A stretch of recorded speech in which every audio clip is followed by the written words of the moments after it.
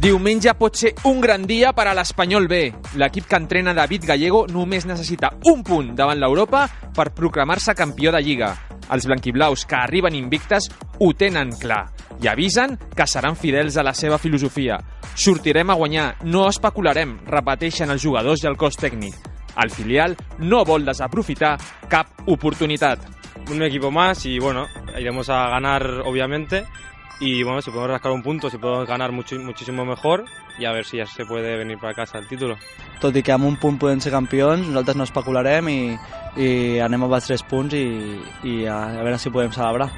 El tècnic David Gallego comenta que han preparat el partit amb la mateixa ambició que la resta. No, la verdad es que tú ves a los chicos y entrenan muy bien. O sea, todas las semanas no tengo ninguna queja. Uno de los éxitos de este equipo es este, ¿no? El hambre y la ilusión y con la responsabilidad que se entrena. Y por ese sentido estamos trabajando como un partido más. Al final yo les digo, una cosa la repercusión que puede tener o que consiga luego al final, pero para eso tienes que hacer las cosas bien como cada semana, ¿no?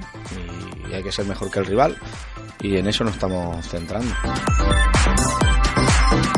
Del possible èxit de l'Espanyol B passem a l'important partit que jugarà el femení aquest diumenge davant el Santa Teresa a la ciutat esportiva de Níjarque.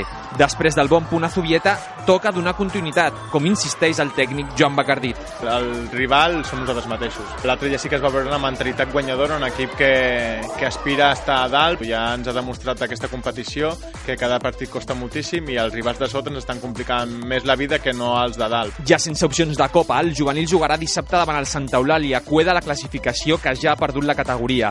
L'entrenador Luis Blanco remarca que l'equip ha de seguir donant el màxim fins al final. Ellos se muestran en cada entreno, se muestran en cada partido. En ningún momento nadie va a bajar los brazos ni nada. Vamos a seguir como si la Liga acabase el 30 de junio y a seguir mejorando y poco más. I per acabar, aquest cap de setmana estarem molt pendents del futbol femení. Els dos infantils es poden proclamar campions de les seves respectives lligues i el femení B juga un apassionant derbi diumenge a les 10. Som-hi, noies!